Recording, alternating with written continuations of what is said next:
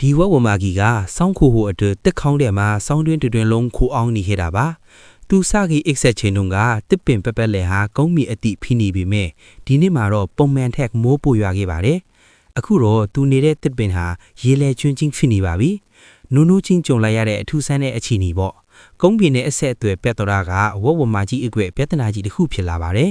ဘာလို့လဲဆိုတော့သူ့မှာကျွေးမွေးစောင်းရှောက်ရမယ်မိသားစုရှိနေလို့ပါ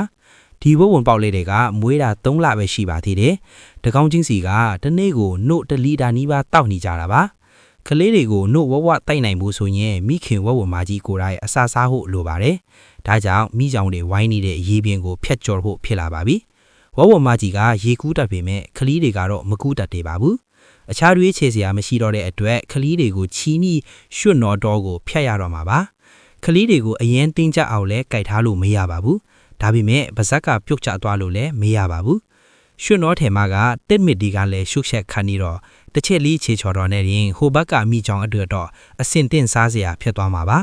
ကန်ကောင်းထော့မစွာနဲ့ပထမတစ်ကောင်ကုန်းပေါ်ရောက်သွားပါပြီ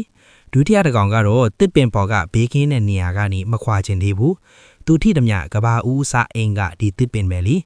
နောက်ဆုံးမှာတော့အောင်မြင်သွားပါပြီဒီဝဝမကြီးဟာမိခင်တူလည်းထစ်တယ်လို့ဝဝကလေးလေးရဲ့သူရဲကောင်းတူဆိုတာကိုလည်းမငင်းနိုင်ပါဘူးခင်ဗျာ